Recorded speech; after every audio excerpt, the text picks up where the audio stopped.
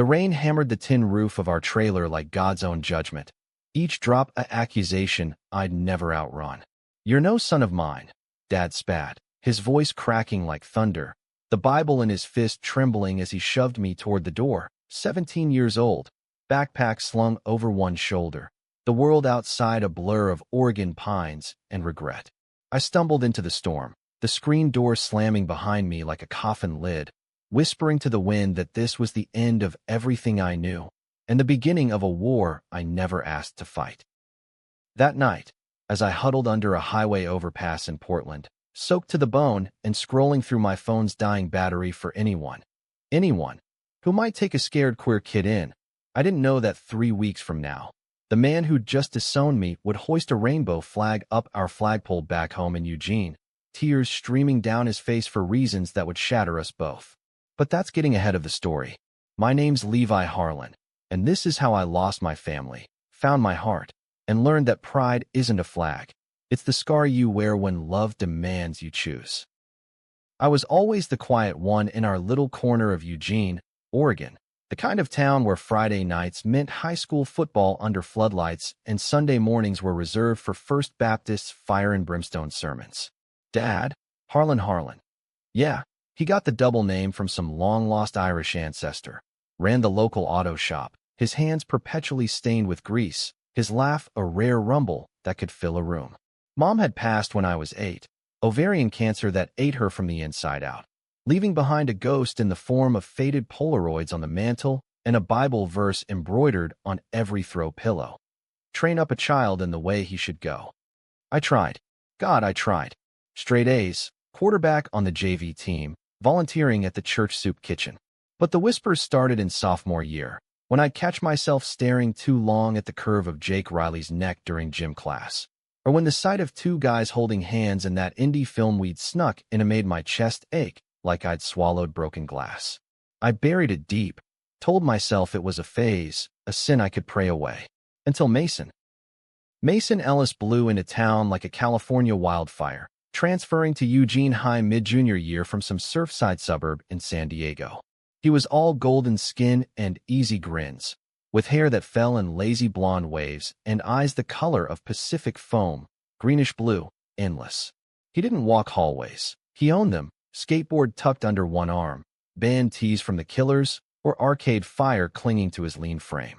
I first saw him in English Lit, sprawled in the back row, doodling lyrics on his notebook, while Mrs. Hargrove droned on about The Great Gatsby. Our eyes met when he caught me staring, and he winked, slow, deliberate, like he knew exactly what he'd just ignited. "Hey, new blood," he said after class, slinging his bag over his shoulder as we bumped shoulders at the lockers. "You look like you could use a smoke break." "I'm Mason." "Levi," I managed, my voice a croak, heart pounding like I'd run suicides on the field. We ended up behind the gym, sharing a pilfered cigarette from his pack, the smoke curling between us like a secret. He talked fast, about missing the ocean, hating the rain, how he'd come out to his folks at 15 and they'd thrown him a party instead of a fit. "Life's too short for closets, man," he said, exhaling toward the gray sky. "You either burn bright or fade out." I nodded, but inside, I was screaming. Burn bright? In Eugene? Where the closest gay bar was a 2-hour drive to Portland, and Dad's idea of progressive was voting for the less homophobic senator. But Mason stuck, like burrs on a wool sock. We'd skip last period to cruise the back roads in his beat-up Honda Civic, windows down, blasting mixtapes of Bon Iver and Hozier while he drummed on the dash. He'd tease me about my old soul playlists, call me Harlan the Heartbreaker when I'd blush at his accidental brushes of skin.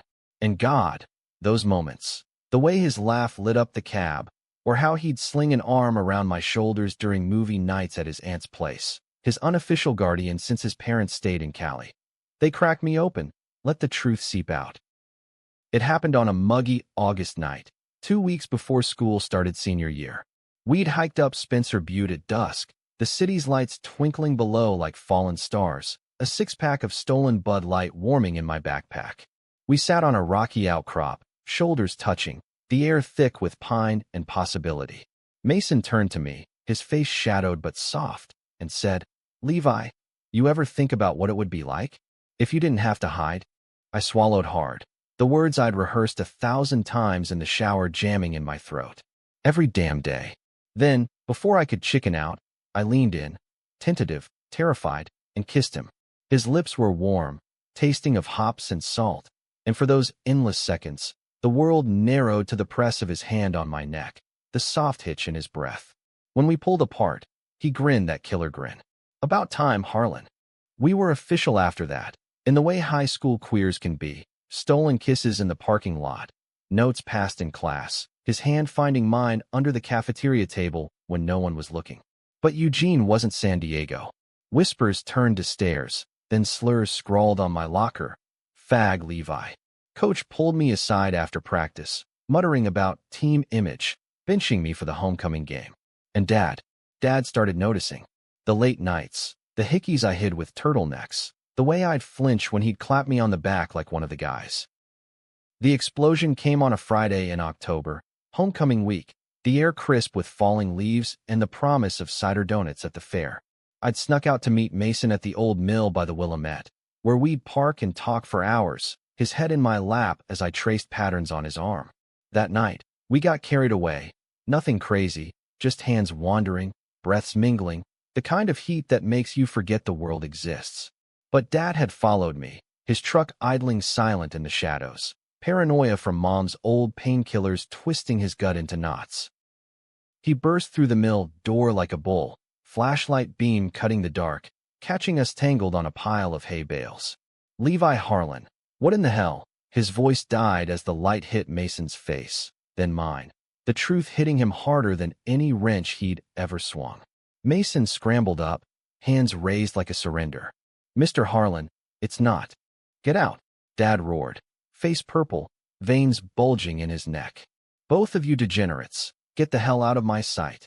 Mason bolted, casting me a wild, apologetic look over his shoulder.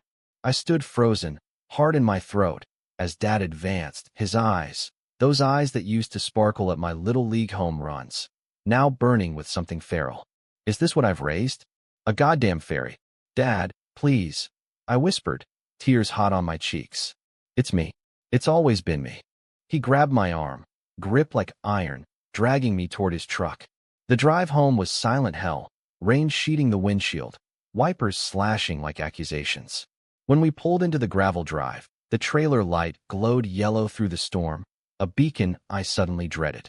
Inside, he shoved a duffel at me. Pack your shit. You're done here.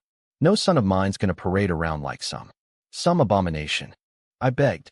God, I begged, on my knees, snot-nosed and sobbing, promising church camps, conversion therapy, anything to make him see I was still his boy. But he turned away, back rigid, quoting Leviticus like bullets. Thou shalt not lie with mankind as with womankind. It is abomination. By dawn, I was on the road. Thumb out, $20 in my pocket, and a heart full of shrapnel. Portland swallowed me whole. Shelters that smelled of bleach and despair, odd jobs washing dishes for minimum wage, crashing on couches that reeked of weed and regret.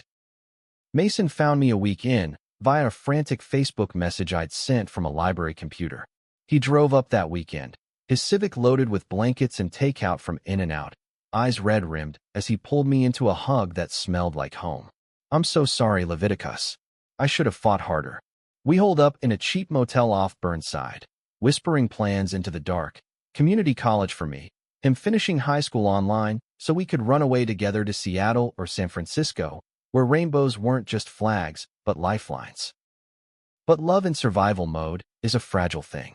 Mason had his aunt's basement, a safety net I envied, but guilt gnawed at me. Every time he'd sneak me food or gas money, I'd see the strain in his smile, the way he'd dodge questions about his own dreams deferred. And Dad, radio silence. No calls, no texts, just a certified letter from a lawyer friend severing child support, citing moral incompatibility. I burned it in a park trash can, ashes scattering like my last tether to family.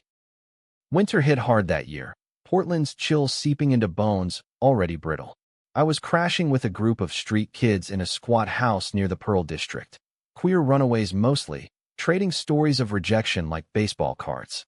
There was Jamie, a trans girl from Boise with a laugh like wind chimes, and Theo, a non-binary artist who painted murals of defiant saints on abandoned walls. They became my makeshift family, teaching me how to navigate food stamps and free clinics, how to flirt at gay nights for free drinks without losing yourself. Mason visited when he could, but distance bred doubt. One night, after a shift at the diner where a customer called me sweetie in a way that made my skin crawl, he showed up unannounced, face drawn. Lev, this isn't working. You're killing yourself out here. We fought. Ugly, raw, words like knives. Me accusing him of pity, him yelling that love wasn't enough against starvation. He stormed out, tires squealing, and I didn't chase him. Pride, that double-edged sword. Days blurred into weeks. I threw myself into volunteer work at the local LGBTQ center, sorting donations and manning the hotline, listening to voices cracked with the same pain I'd swallowed. It was there, during a holiday code drive, that I met Elias, mid-40s, silver fox beard, a therapist who'd lost his partner to AIDS in the 90s. He saw the hollows in my cheeks, the flinch at raised voices, and pulled me aside. Kid, you don't have to carry this alone. Your father's hate? That's his demon, not yours. His words cracked something open, a flood of grief I'd dammed up. I spilled it all, Dad's rages, Mom's absence, the boy who'd made me believe in more. Elias listened, no judgment, then slid me a card for a support group. Healing starts when you stop running from the mirror. Christmas Eve found me at the group's potluck in a church basement, not the fire and brimstone kind, but one with rainbow banners and eggnog spiked with kindness. I almost didn't go, the weight of empty trailers and unanswered prayers too heavy. But Jamie dragged me, her sequin scarf a defiant sparkle. That's when Mason texted, "Miss you. Can we talk?" My thumb hovered, heart a war drum. Where? Your old spot. Mill by the river. Midnight. I borrowed Jamie's bike, pedaling through slushy streets, the city aglow with tacky lights that mocked my ache. The mill loomed dark, a skeleton against the moonlit Willamette. Mason was there, silhouette leaning on his Civic, a thermos steaming in his hands. Hot cocoa, he said, voice soft. Your favorite. We sat on the hood, backs to the cold metal, sipping silence first. Then, I'm sorry, he whispered. For pushing. For not seeing how deep it cut. Me too. I leaned into him, the familiar curve of his shoulder a balm. I thought you'd given up. Never. His hand found mine, fingers lacing like they belonged. I love you, Levi. The real you. The one who quotes Whitman at 3 a.m. and cries at Pixar movies. We'll figure it out. Together. We kissed then, slow and sure, the river murmuring approval. It wasn't fireworks, but hearth fire. Warm, enduring. He drove me back to the squat, promising weekly visits, applications to the same community college. For the first time since the rain-soaked expulsion, hope flickered, fragile as a candle flame. But fate, that cruel puppeteer, had other scripts. New Year's brought a call from an unknown number, Eugene area code. I let it ring, assuming debt collector, until the voicemail pinged, Dad's voice, gravelly and broken. Levi, it's me. Come home. Please. There's something you need to know. My stomach dropped, a stone in free fall. Home. After the disowning, the silence.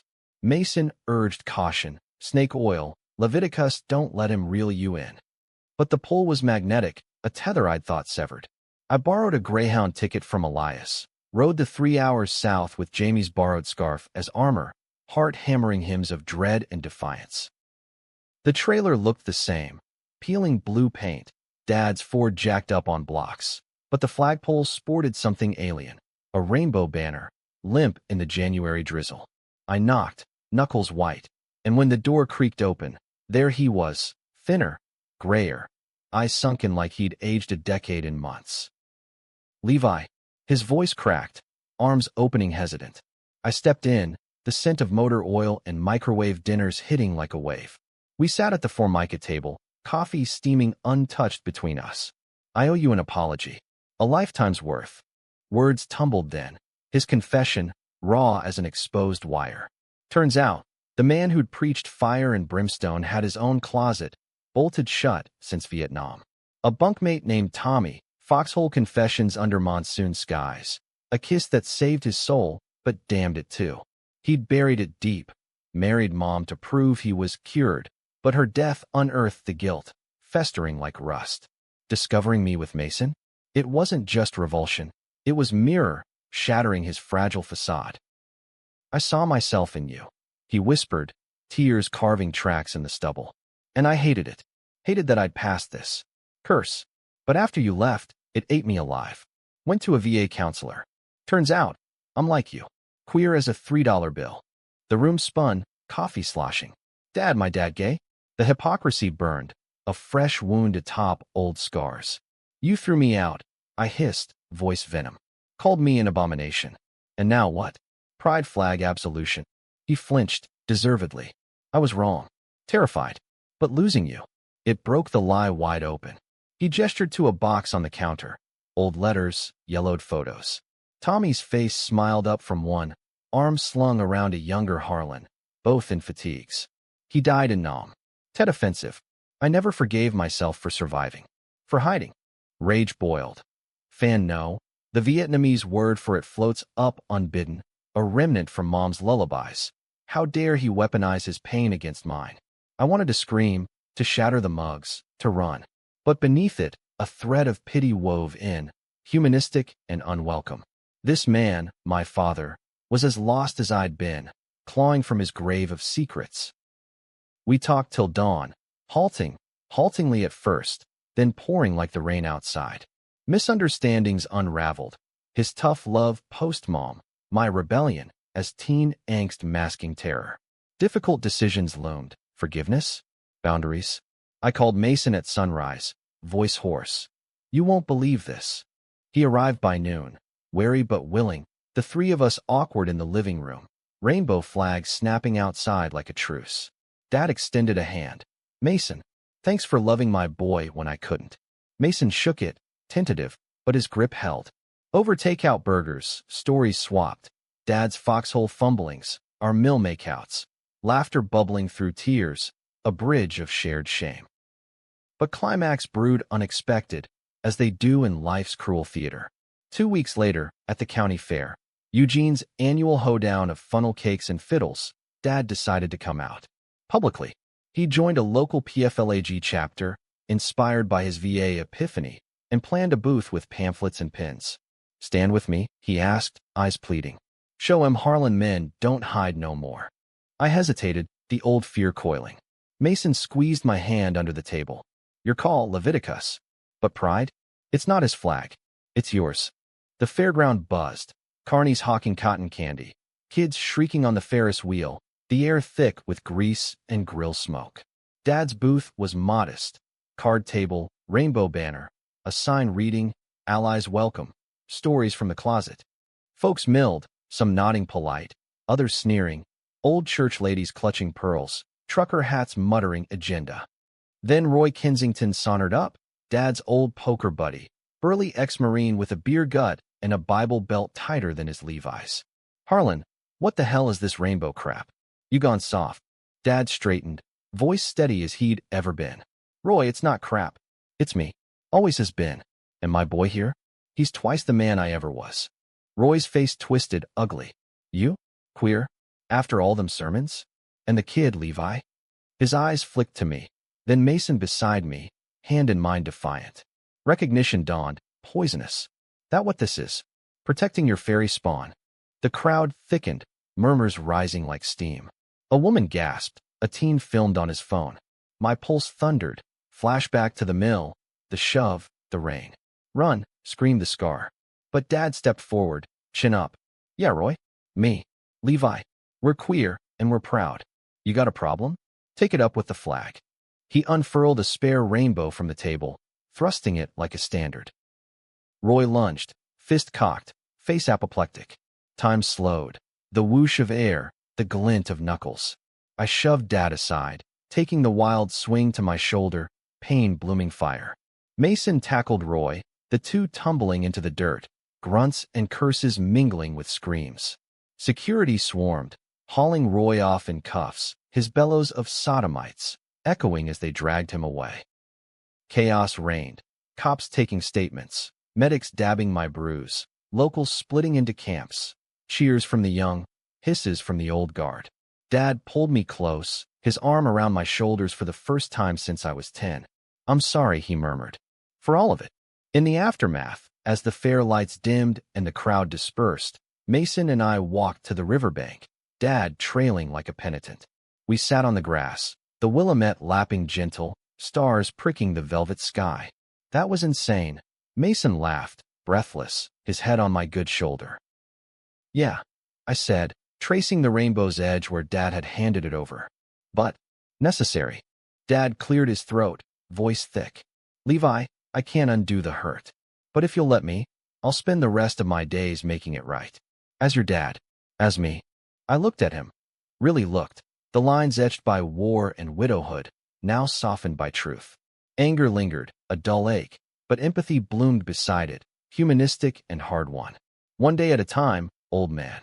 Spring thawed Eugene's bones that year, dogwoods blooming pink against the evergreens. Mason and I enrolled at Lane Community College, sharing a cramped apartment off campus, poster-plastered walls, a futon that sagged like our dreams deferred. Dad visited Sundays, bringing pie from the diner and stories from PFLAG meetings, his pride flag a permanent fixture, weathered but waving. We weren't fixed. Therapy unpacked layers of resentment. Misunderstandings lingered like fog, but we built, brick by stubborn brick. One evening, rooftop barbecue with the old squat crew, Jamie grilling veggie skewers, Theo sketching caricatures. Mason pulled me aside. The city sprawled golden below. "Remember that first kiss? On the butte." Like it was yesterday. I grinned, pulling him close. He dropped to one knee, ring glinting simple silver, a twist of wire, handmade. "Marry me, Levi Harlan. Let's make our own pride, every damn day." Tears pricked, joy fierce. "Yes. God, yes." Dad, watching from the sidelines, raised a beer and toast, his smile crooked but genuine. He'd come out in the paper next week. Local mechanic waves rainbow flag after years in hiding. And the backlash came. Boycotts at the shop, crank calls at dawn. But so did the allies, neighbors dropping off coffee, a rush of new customers with "We Stand With You" stickers on their bumpers. Life's no fairy tale, no Hollywood fade to credits. Scars itch on humid days, doubts whisper in the quiet. But in that rooftop glow, with Mason's ring warm on my finger and Dad's laugh mingling with the breeze, I felt it. Pride, not as a flag or a fight, but as the quiet radical act of choosing love over and over against the storm. And in America, where rainbows fly beside rebel flags and hearts break in the heartland, that's the real revolution.